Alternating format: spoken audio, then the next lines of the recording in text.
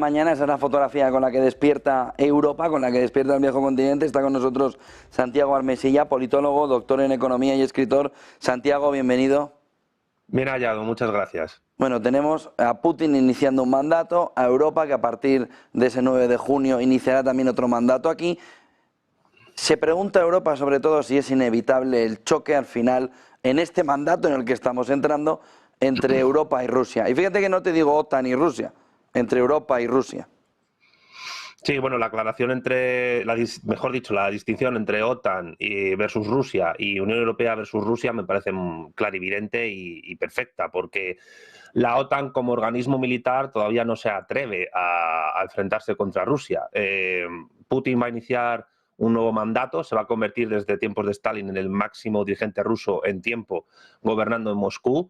Y bueno, a ver, teniendo en cuenta que Bruselas ha tratado de proponer incluir el gas natural licuado en su 14º paquete de sanciones contra Rusia y que esas sanciones no han servido de nada en el tiempo que se han desarrollado, pues Rusia tiene bastantes, digamos, incentivos para poder seguir desarrollando su actividad bélica y su actividad geoeconómica con el resto del mundo. Yo creo que el problema de la Unión Europea es que no entienden que el mundo está sobrepasando las limitaciones de poder que la propia Unión Europea tiene, la cual no tiene ni siquiera una política exterior coherente ni sólida desde nunca, prácticamente. Rusia creció en el año 2023 a un ritmo mayor que el conjunto del G7 y tiene al resto del mundo y particularmente a los BRICS como ámbito de comercio. Y el problema de los políticos europeos, que habrá que preguntarse cómo, dónde y de qué manera se forman, es que no están entendiendo, me parece a mí, y Rusia es el ejemplo más claro, de que buena parte del planeta se está modernizando sin occidentalizarse. Y en esa disyuntiva bipolar en la que está la Unión Europea, pues se sigue encontrando y no saben salir de ahí. El mensaje ayer de von der Leyen, que lo comentábamos antes, era el de la resolución de cuál era la duda, si alguien la tenía todavía, de cómo ve Europa a Putin. Decía von der Leyen que Putin quiere la vuelta de los imperios, sobre todo el suyo, ¿no? El de Putin. Eso lleva a Europa a una posición de que el apaciguamiento no tiene sentido si sabes que va a ser expansionista, pero tiene sentido el planteamiento de que Putin es expansionista, porque puede ser una pescadilla que se muerde la cola. Bueno, que Putin es expansionista creo que no hay ninguna duda sobre ello. El problema de von der Leyen, que no sé si se debe a ignorancia política e histórica o a mala fe, eso ya es cuestión de ella, es dudar de que los imperios se hayan ido en algún momento. La propia Unión Europea es producto de una acción imperial, es la Pax Americana que construye la Comunidad Económica Europea para frenar el miedo al avance comunista hacia Europa Occidental. Con lo cual, Estados Unidos, que es el imperio realmente existente, es el que ha organizado la Unión Europea, teniendo a Alemania como lugarteniente, es decir, como microimperio dentro de ese marco. Desde que Putin ha llegado a Rusia y después del periodo terrible de Yeltsin, pues evidentemente Rusia ha recuperado un impulso imperial. Y luego creo que no hay que dejar de mencionar a la República Popular China, que con sus políticas de la franja y la ruta y con sus políticas de los BRICS está ejerciendo de alguna manera una mezcla entre, como diría Gustavo Bueno, ejemplarismo con imperialismo. Los imperios no se han ido nunca y nunca se van a ir. Pensar que es una cosa del pasado y que ahora todo es comercio, mercado y democracia, pues es ingenuidad, si no es otra cosa, si no es mala fe. La fotografía de Biden se complica de cara a las elecciones, viendo que el panorama geopolítico no se le termina de solucionar, que cada vez le salen más problemas también en el entorno del Oriente Medio, incluso interno, con esas protestas pro-Palestina. Y ¿cómo puede Biden convencer a una parte de su electorado de que el mundo no va a una pérdida de la hegemonía de Estados Unidos? Yo creo que Estados Unidos ha conservado una hegemonía muy potente en la Unión Europea, precisamente desde la guerra y desde el aislamiento que la propia Unión Europea ha tenido respecto de Rusia, lo que ha permitido, mediante el comercio de petróleo y otras materias, pues crecer a un ritmo económico que el resto del mundo, quizás con la excepción de China y Rusia, pues no ha tenido. Pero bueno, Biden podría a lo mejor argumentar que con su país ha habido una ligera reindustrialización que realmente no se produjo con Trump, a pesar de la propaganda republicana.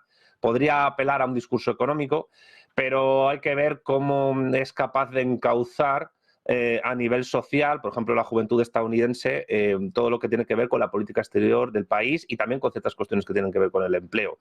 No obstante, también hay que ver qué artimañas y qué audacia política puede desarrollar Donald Trump para poder contrarrestar la que pueda desarrollar Biden, porque los dos se juegan su futuro político y, por tanto, el futuro del país en estas elecciones, que son muy importantes.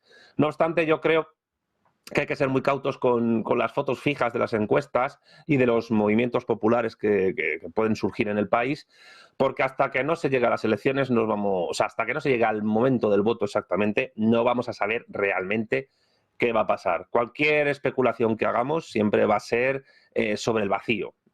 La política no es una ciencia exacta, es un arte prudencial en el cual todos juegan sus cartas para ver que quieren alcanzar el fin que persiguen, partiendo de los medios más o menos adecuados para ello.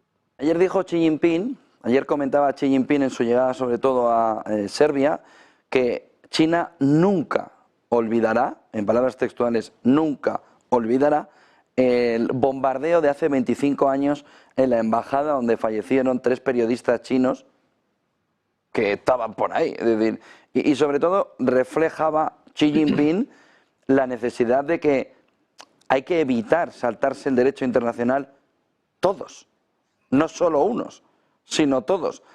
Ha perdido el miedo, y entiéndeme miedo, Xi Jinping y China a encarar cara a cara a Estados Unidos en estos entornos de geopolítica internacional? Yo creo que no es que haya perdido el miedo, yo creo que es coherente con dos situaciones. Primero, una coherencia histórica con una de las escuelas más importantes que tiene China, que es el legalismo político, y en segundo lugar también con su práctica de una política exterior respetando la soberanía nacional de los países y sus problemas internos. China tiene una diplomacia bastante bien engrasada, que lo que busca es socios comerciales, estabilidad jurídica y económica allá donde hace negocios y, sobre todo, pues llevarse bien más o menos con todo el mundo. Ahora, creo que cuando China ha sido agredida en el pasado, pues la respuesta que pueda dar a esa agresión, porque ellos no olvidan, evidentemente, tiene que depender de las propias fuerzas que ellos hayan desarrollado. Y la China de Xi Jinping de hoy no es la China de Jiang Zemin de hace 25 años, que el aniversario se ha cumplido esta semana, pero evidentemente sí hay una coherencia entre los planes que hizo Jiang Zemin, que venían de Deng Xiaoping, para luego seguir con Hu Jintao hasta Xi Jinping.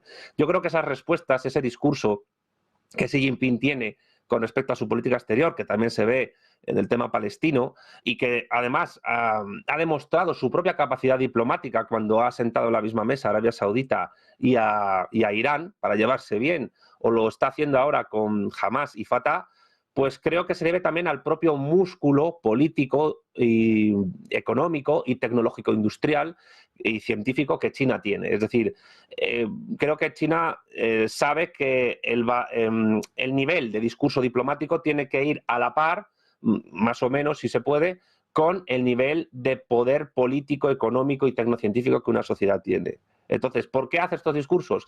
Básicamente por una cosa muy simple, porque puede.